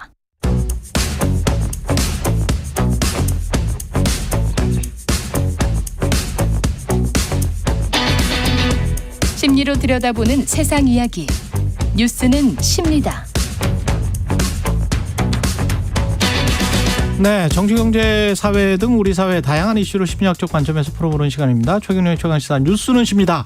오늘은 특별한 게스트 모셨습니다. 뇌과학자 장동선 박사님, 한양대학교 교수로 계십니다. 안녕하세요. 네, 안녕하세요. 반갑습니다. 예. 원래 이 시간이 김경일 교수님 시간인데 교수님 시간이에요. 네. 오늘 대타로 들어오게 되는데 또 예. 좋아하는 교수님이고 좋아하는 코너라서 영광입니다. 좋아하는 방송에 나올 수 있게 돼서. 대타인데 시간이 2배입니다. 예, 30분 동안 이 뇌과학자로 그 굉장히 조명하신 분이고 TV에도 많이 나오셨잖아요. 그래서 관련된 질문들, 오늘은 복종과 불복종의 심리에 관해서, 뇌과학에 관해서 말씀을 하실 것 같은데요. 네, 관련된 질문들 보내주시고요. 지금부터 질문 받고 있습니다. 계속 질문 보내주시면 좋을 것 같습니다.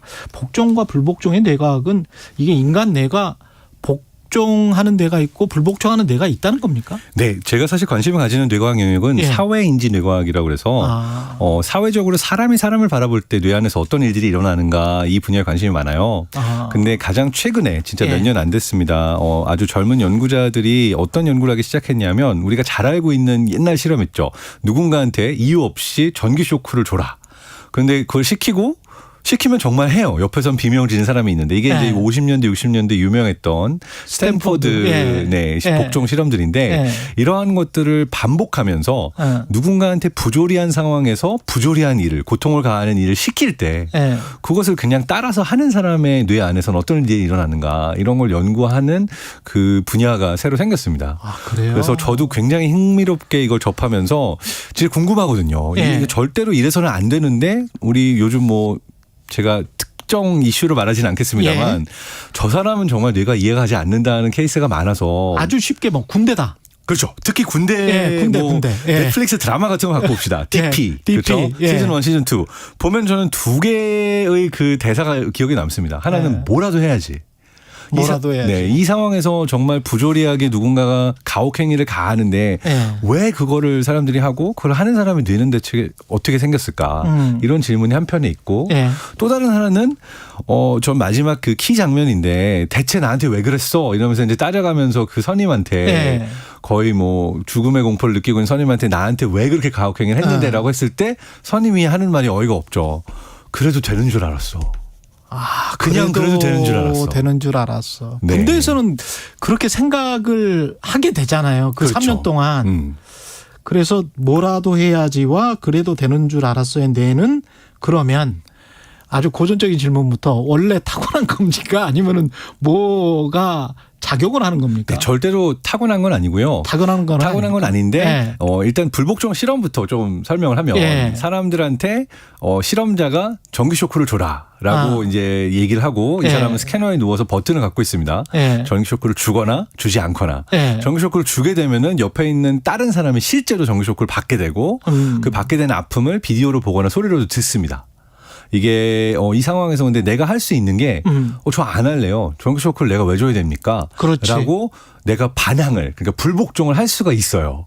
그렇죠. 그래서 이걸 하는 사람이 있고 하지 않는 사람이 있는데 그게 특성이 딱 정해져 있어요? 일단 기질적으로 성격적으로 하지 않는 사람들이 있기는 한데요.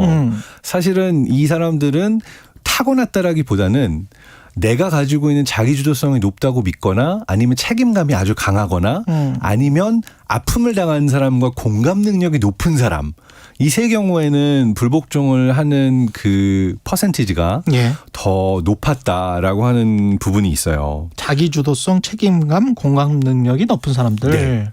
그러니까 돌려 말하면 이런 거죠. 예. 내 책임이 아니야. 시켰으니까 나는 하는 거고 난 여기 누워있는데 내가 이걸 뭐 주는 게 내 잘못이 아니잖아. 예. 라고 생각하는 경향이 높을수록 그냥 복종하고 다른 사람에게 고통을 가하는 선택을 많이 했고요.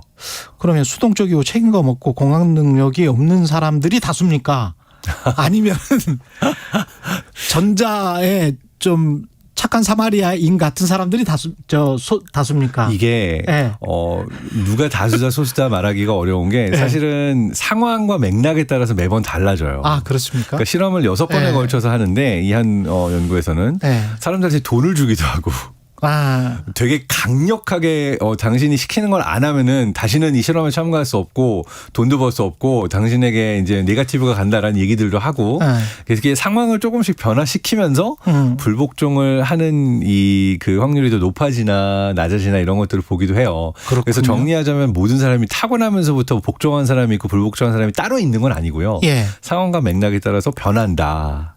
근데 여기서 흥미로운 거는 그 어떠한 상황을 주고 그리고 그렇지. 뇌가 어떠한 상태가 돼야 더 복종을 많이 하고 불복종을 많이 하는가라고 하는 걸 보는 거죠. 무엇보다도 부조리한 거죠. 누군가한테 전기 쇼크 고통을 가한다는 건 사실 일상적인 일은 아닌데 그렇죠. 이러한 상황에서 어떻게 해야 사람들이 아무 생각 안 하고 복종을 하고 어떻게 해야 사람들이 불복종을 하는가를 이제 실험적으로 살펴본 거죠. 이게 그 잘 연구 결과가 나와서 조직이나 시스템이 자연스럽게 불복종해도 되는 사회 또는 그런 조직 시스템을 만드는 게 목적일 수도 있겠네요. 그렇죠. 그렇기 때문에 이런 연구를 하는 거죠. 근데 이제 1차적으로 되게 흥미로웠던 건 뭐냐면 어떤 상황도 만들었냐면 내가 전기 쇼크를 줬던 사람 있죠. 이 사람이 다시 들어와서 나는 반대로 피해자가 돼서 누워있고 쇼크를 당해야 되는 상황이 되는 거예요. 이걸 서로 바꿔서 하게 되는 실험 상황도 있었습니다. 그러면 어떻게 되는 거예요? 그러면 꼭 당했던 만큼 줘요. 그러니까 내가 공감을 느꼈건 아니면 불복종 해야지라고 어떤 선택을 했건 내가 당하는 입장에 있었던 사람은 그걸 정확히 기억하고 있다가 내가 지금 나한테 전기 쇼크를 줬던 사람의 입장이 되면은 신기하게도 내가 당했던 만큼 똑같이 주는 경향성이 아주 강하고요. 그럼 군대에서 우리 분대의 선임병이 착한 사람이었어. 그러면 나도 착한 선임이 될 가능성이 높고 아주 나쁜 악독한 선임이었으면 나도 악독한 선임이 될 가능성이 높습니까? 그러니까 그렇죠. 예. 그러니까 내가 누군가 옆에서 봤는데 팀장님이 자기가 손해를 보더라도 팀원들을 지키기 위해서 회사의 불합리한 결정에 반대했다. 이런 경험을 했던 팀원의 경우에는 자기가 나중에 팀장이 돼서도 내가 손해를 보더라도 이게 옳다라고 행동을 하게 될 가능성이 올라가는 거고요. 그걸 봤기 때문에. 경험이 중요하구나. 중요합니다. 근데 반면에 내가 아프게 당했을수록 고통을 많이 당했을수록 그 다음에 내가 누군가한테 고통을 당했을 때 이거는 해도 되는 거야 라고 스스로를 정당화하고 양심의 가책도 느끼지 않고 공감도 안 하게 될 확률이 더 올라가요. 그러니까 우리가 저는 사회적으로 이렇게 생각을 해야 된다고 해요. 생각해요. 학교에서부터 군대에서 다양한 곳에서 우리가 그런 아프고 고통스러운 경험을 이거는 사회적인 시스템이고 당연한 거니까 당해도 돼라는 경험을 많이 안 하는 게 중요하다고 생각해요. 그렇죠. 왜냐하면 우리가 사회에서 그런 불합리성을 많이 봤을수록 막상 그런 상황이 됐을 때 나도 그러한 행동을 나도 모르게 하면서 스스로를 정당하게 되는 사람이 될 가능성이 크다는 거죠. 갑자기 핑크 플로이드의 그 뮤직비디오가 생각이 나네. 저도 핑크 플로이드 좋아합니다. 네. 그 조혜숙님이 장동성 교수님 반갑습니다 이렇게 말씀을 하셨고 반갑습니다. 2095님이 상당히 어쩌면 키워드가 될 수 있는 말씀을 하셨어요. 복종하면 편하죠. 편하죠. 이 편하죠라는 이 단어가 상당히 키워드일 것 같은데 그 복종하는 사람의 심리에 다 복종하니까 나도 편하게 뭐 이거 당연한 거 아니야 자연스러운 거 아니야 이런 게 있나요? 그러니까 이게 두 가지가 있습니다. 사실 내가 누군가한테 고통을 줄 때도 받을 때도 뇌는 스트레스를 받고 그다음에 뇌 안에 페인 매트릭스라고 그래서 고통을 느낄 때 활성화되는 영역이 활성화가 돼요. 근데 이제 흥미로운 거는 이게 쌓인 거예요. 그러니까 왜냐하면 내가 누군가한테 고통을 주는데도 또는 고통을 받는데도 참아야 되잖아요. 이 부조리한 상황 때문에. 그러면은 이 뇌에서 배외측 전두엽이라고 하는 DLPFC라고 부르는 영역에 활성화도가 올라가요.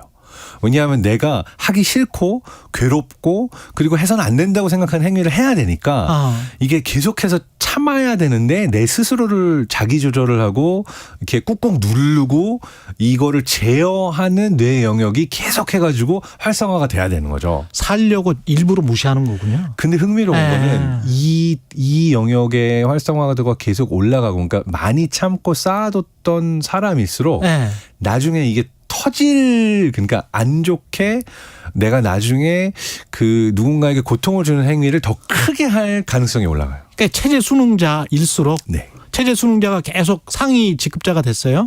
그래서 그 체제의 꼭대기에 있으면 그 사람은 공감 능력이 거의 없기 때문에. 그러니까 이게 흥미로운 게요. 내가 피해를 당하는 경험을 가졌던 것도 그리고 누구한테 고통을 주는 경험도 내가 부조리하다고 생각했을 때 그거를 누가 시켜서 복종해서 따라했다. 뇌 안에서는 내가 이거를 참으면 참을수록 쌓이는 겁니다. 그 경험이.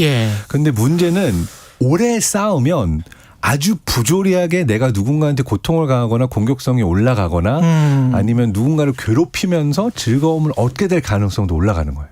그렇군요. 그러니까 몬스터가 되어가는 거죠. 그래서 중요한 거는 어떠한 순간에 이건 아니다라고 하면은 내가 아무리 미미한 목소리를 가진 존재를 할지라도 이건 아닌데요. 전 이걸 하지 않겠습니다. 라고 행동을 하는 것이 타인에게 고통을 끼치지 않기 때문에 중요하기도 하지만 나 자신을 구원하기 위해서 중요한 거죠. 나를 보호할 수가 있네. 근데 그 역으로 조직이나 시스템 내에 있는 인간 개인이 생각할 때는 불복종하면 개인에게 어떤 위협이 될 수도 있고 뭐 불이익이 올 수도 있고요. 그다음에 그 득실을 분명히 따질 거 아닙니까? 맞습니다. 사실상 사실 불복종을 한다라는 건 대부분의 상황에 있어서 두 가지 중에 하나의 피해를 나를 줘요. 금전적 피해가 생기거나 아니면은 사회적인 관계에 있어서의 피해가 생기거나. 예를 들어서 군대에서 내가 쉽게 복종할 수 없잖아요.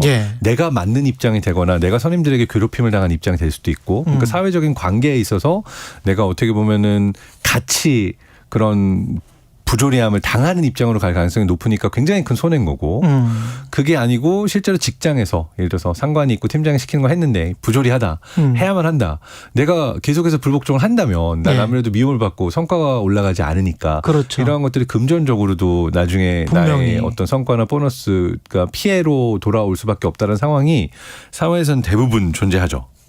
그러니까 실직이나 승진에서의 탈락 이런 거를 감수하고 내가 불복종을 해야 될 어떤 이유를 찾아야 될 것 같은데 그럴 이익이나 이유가 없으면 대부분의 사람들은 복종하지 않을까요? 맞습니다. 네. 실험에서도 이거를 네. 시뮬레이션 했는데요. 네. 사람들한테 네. 이제는 누가 시키는 그런 압박을 가하는 게 아니라 네. 네가 마음대로 선택해라고 하고 네. 대신에 내가 이 누군가에게 전기 쇼크를 주는 행위를 하면은 돈을 받아요. 실제로 집에 갈 때. 근데 내가 불복종을 하면 할수록 예. 내가 실험에는 참가를 하고 내 시간을 뺏겼는데 돈을 못 받고 집에 가는 상황을 만드는 거죠. 예. 그러면 사람들이 복종을 합니다. 예. 이게 좀 슬픈 일이지만 슬픈 일이네. 돈 앞에서 예. 내가 손해를 본다 또는 돈을 받는다라고 하면은 부조리하다는 걸 알면서도 돈 받는 쪽으로 선택을 하는 사람들이 더 많아집니다. 아까 그 복종을 하는 것도 일종의 이제 중독성이 있는 겁니까? 그러면? 시스템에서 복종하는 그런 성향이 계속 강화됩니까? 이거를 어떤 형태로 설명을 하냐면 예. 우리가 이제 보상을 받거나 기쁨을 느끼거나 할 때는 이제 뇌 안에서 보상 체계 도파민이 분비가 되는 변연계 쪽의 그러니까 예. 활성화들이 있고 예. 방금 말한 것처럼 무언가를 참거나 아니면 내가 불복종하거나 이런 선택을 할 때는 주로 전두엽 쪽에서 판단을 해요. 그런데 내가 어떠한 선택을 계속해서 하게 될 때 예. 전두엽과 감정을 느끼는 영역 사이의 연결성이 계속 예. 변화합니다. 무슨 좀 어렵게 설명했는데 예. 그러니까 무슨 얘기냐면 내가 안 좋은 선택을 하고 계속 해가지고 이 부분에서 처음에는 괴롭힘을 느끼다가 어느 순간 둔감해지거든요. 그러면 이 연결성 자체가 내가 어떤 감정을 느끼거나 공감하거나 괴로워하거나 하는 영역 쪽하고의 내가 선택을 내리는 영역 사이의 연결성이 낮아지면서 내가 느끼게 된 아픔이 줄어드는 거예요. 그러니까 무감해지고 그리고 내가 실제로 누군가의 아픔을 봤을 때도 뭐 쟤는 당할 만하니까 당했지라고 하면서 굉장히 그런 공감 능력이 떨어지게 되는 거죠. 이러면 나에게 오는 장점은 단기적으로 편해집니다. 그렇죠. 왜냐하면 예. 누구한테 내 고통을 가하건 부조리한 행동을 하건 뭐 이거 해도 되는 건데 뭐 내가 뭐 이런 거 가지고 그래라고 하면서 나 스스로를 정당화하고 합리화하면서 뭔가 뇌가 스트레스를 덜 받으니까 일단은 편해지는 거죠. 이 부조리한 시스템에서 불복종의 필요성을 제가 인지를 했어요. 네. 이성적으로는. 근데 이제 실천에 이제 옮겨야 될 거 아니에요. 근데 사회적으로 현실적으로 여러 장벽이 있는데 뭐 이렇게 슬쩍 넛질을 한다거나 뭔가 좀 그 유인할 수 있는 뭐 그런 동력 같은 게 있습니까? 두 가지 정도가 있어요. 그러니까 하나는 내가 이걸 했을 때 정말 괴롭힘을 가한 사람이 나다. 라고 책임 소재가 나를 시킨 실험자에게 있는 게 아니라 버튼을 누른 게 나라는 걸 피해자가 정확히 알 수 있도록 하면서 그렇군요. 그 책임 소재를 분명하게 하잖아요. 그러면 나의 스트레스가 올라가고 어떤 윤리적 명분이 올라가면서 불복종을 하게 될 가능성이 높아집니다. 그러니까 사람들은 책임을 지고 싶어 하지 않기 때문에 시켜서 한 거야. 내 잘못이 아니잖아. 이러면은 다른 사람에게 부조리를 가하는 것이 올라가는데 책임 소재가 명확해질수록 불복종을 할 가능성이 높아지고요. 이게 하나고 또 다른 하나는 굉장히 강한 어떤 윤리적인 명분이 있다. 예를 들어서 나는 절대로 이런 행동하지 않습니다라고 하는 그러한 확신이 강한 사람의 경우에도 불복종을 선택하는 게 올라가는데 여기서는 또 다른 연구를 제가 언급할게요. 되게 재미있는 연구라고 생각해가지고 언급하고 싶은데 전혀 다른 연구입니다. 이건 사실 사회심리학 쪽 연구인데요. 1990년대에 실제로 어느 양로원에서 노인들을 대상으로 이제 관찰을 하고 실험을 합니다. 어떤 거냐면 그 양로원에 굉장히 많은 숫자의 노인들이 계시는데 이 노인들 중에 일부는 좀 무기력하고 자주 아프고 이런 분들이 있고 남들보다 훨씬 더 많이 걸을 수 있고 밥도 더 많이 먹고 삶에 있어서의 어떤 행복도도 높고 오래 살고 건강한 그러니까 누가 봐도 더 건강한 노인분들 그룹이 있었던 거예요. 근데 흥미롭게 보니까 어떤 상관관계가 존재하냐면은 이 양로원에서 시키는 거 안 하고 나 이 밥 내가 이거 왜 먹어야 돼요? 또는 뭐 시키는 대로 어떤 가구를 배치하고 모두가 똑같이 하라는 대로 해야 되는데 내가 왜 하라는 대로 해야 됩니까? 나는 내 마음대로 할 거예요. 라고 그러니까 별명이 너무 말을 안 들으니까 파괴분자라는 별명이 붙을 정도의 노인들 있잖아요. 고집 센 분들. 네, 이분들이 같이 생활하면서는 다른 사람들이 힘들어했던 분들이죠. 근데 이분들이 긴 시간을 놓고 보니까 더 건강하고 밥도 잘 먹고 오래 살고 행복도도 훨씬 높은 노인들이라는 거예요. 이걸 왜 그런가라고 이제 연구자들이 살펴보니까 네. 이분들은 자기 삶에 있어서 누가 시켜서 하거나 이게 아니라 자기 운명과 자기 삶에 대한 자기 결정권이 높은 분들인 거예요. 그러니까 시키는 대로 안 하고 말 안 듣고 자기가 가지고 있는 믿음에 따라 행동을 하는 분들이니까 누군가를 좀 힘들게 할 수는 있지만 이분들은 자기 운명, 자기 삶에 대한 결정권이 높다라고 생각하는 어떤 자기주도성이 강한 분들이고 이게 결과적으로는 더 큰 건강과 행복으로 돌아왔잖아요. 그러니까 우리가 부조리한 시스템에서 불복종의 필요성을 어떤 식으로 얘기할 수 있냐면 잠깐 동안은 양심의 가책을 느끼지 않고 책임을 딴 사람한테 떠넘기고 내가 편하다라고 느낄 수 있죠. 길게 봤을 때 내 삶에서 내가 더 건강해지지도 않고 더 행복해지지도 않습니다. 우리 팀은 참 다행입니다. 건강하게 행복하게 오래 사실 것 같습니다. 이게 딴지도 많이 거시고 굉장히 까칠하시니까. 그러니까 저도 이거 보면서 저희 와이프한테 얘기를 했어요. 나 오래 살 것 같은데 행복하게. 왜냐하면 사회에 문제가 있거나 이게 마음에 들지 않는다. 그러면 저는 항상 약간 불복종하는 쪽입니다. 이게 말이 됩니까? 라고 아무리 욕을 먹건 악플이 달리건 해야 될 얘기는 해야 되죠. 라고 이야기를 하는 쪽이죠. 근데 조직과 시스템에 문제가 있는 것하고 근데 지금은 우리가 이제 조직과 시스템 근데 이제 한 개인 뭐 과거에 뭐 김수영 씨의 어느 고궁 뭐 이런 것도 있었잖아요. 우리가 거대 권력이나 거대 시스템에 관해서는 별로 분노하지 않고 한 개인에 대해서 분노하는 한 개인의 국밥집에서 약간 좀 바가지를 씌운 어떤 주인에게는 아주 극렬할 정도로 분노를 하고 그런 거는 왜 그건 불복종이 아닐 거 아니에요. 이것도 흥미로운데요. 이것도 상관관계가 있습니다. 그러니까 미국의 경우에 이게 연구가 됐었고 특히 또 2차 세계대전 이후에 독일에서 우리가 어떻게 이 나치 정권에서 이런 끔찍한 짓을 할 수 있었는가라고 해서 그러한 어떤 자기 성찰적 자기 비판적 연구들이 되게 많았거든요. 그래서 보여지는 게 뭐냐면 사회의 린치 문화라는 게 있어요. 린치는 뭐냐면 잘못을 했건 잘못하지 않았건 야 잘못한 사람 찾아내. 목매달아. 그 사람을 때려. 그 사람에게 막 정말 몹쓸 짓을 가하는 거죠. 이게 미국에 상당히 오랫동안 있었던 문화 중에 하나예요. 린치라고 그래서. 근데 이게 흥미로운 게 이 린치가 하나의 어떤 단죄의 방법이 될 수 있고 특정 개인이 네가 잘못한 거잖아. 너의 잘못이잖아. 라고 모든 걸 한 개인에게 분노를 말하자면 쏟아내는 거죠. 근데 사실 보면은 어떤 사람들이 또는 어떤 사회에서 이런 린치가 많이 일어나냐면요. 일단 첫 번째로 부조리가 심하고 굉장히 억울할 일이 많고 그런 억울한데도 참고 뭐 따라야 하는 경험이 많은 사회일수록 린치 쪽으로 가는 경향이 커요. 우리가 인터넷에서 린치 현상이 일어나는 게 그런 거군요. 그러니까 우리 사회가 부조리한 면이 많다라는 걸 거꾸로 보여주는 걸 수도 있습니다. 그리고 사람들이 한 명 한 명의 시민이 그 경험을 많이 했다는 걸 보일 수도 있는 거예요. 그러니까 왜냐하면은 이런 부조리한 경험이 좀 적은 스칸디나비아나 이제 독일, 그러니까 요즘의 독일을 보게 되면은 보통 어떤 부조리한 상황이 일어나면은 어떤 놈이 그랬어라고 하면서 그 사람에게 분노를 표출하기보다는 그러한 가해를 했던 사람조차도 피해자일 수 있다라는 가능성을 열어놓는 거예요. 무슨 얘기냐면 누가 나쁜 놈이라서 이런 일을 할 수 있다는 시스템이 문제 아니야? 맞아. 그러면은 뭐 제가 조심스럽기 때문에 최근에 있었던 수많은 참사와 안 좋은 일들을 다 직접 말하기는 어렵겠지만 거기서 책임자를 찾아내서 벌한다고 그 일이 안 일어날까요?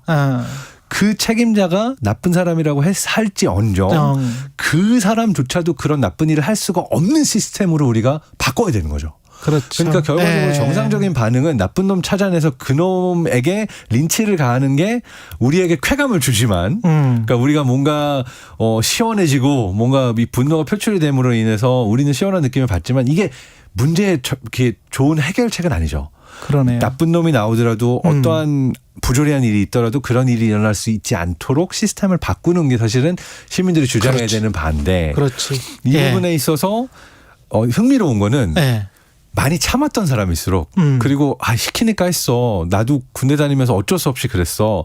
내가 복종하고 부조리함을 보고 참았던 경험이 많은 사람일수록 이걸 어떻게든 단죄하고 내가 참았던 것을 누군가한테 쏟아내면서 이 분노를 표출하면서 스스로의 그 쌓였던 스트레스를 표출하고 싶어하는 무의식적인 경향이 감정적으로 더 강하다. 그 사람은 자기도 사실은 시스템의 피해자였다라고 스스로를 정당화시키겠네요. 맞습니다. 이게 아까 그 뇌 뇌과학 네. 연구에서 나온 거예요. 그 DLPFC라고 하는 배회측 전두엽과 그다음에 보상을 느끼는 이 변연계와의 연결이 비정상적으로 약화되어 있어서 내가 쾌감을 느끼거나 내가 보상이라고 생각하는 나는 이렇게 당했으니까 이게 마땅해라고 생각하는 부분이 약간 비합리적일 정도로 그리고 이런 선택이나 판단이 굉장히 감정적이 되면서 사실은 좀 비정상적인 영역으로 넘어오게 되는 경우들이 많습니다.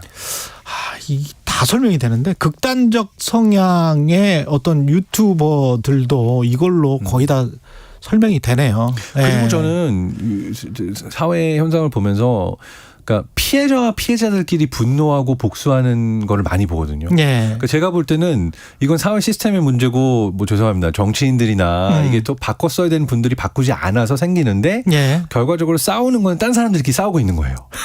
예를 들어서 그렇지.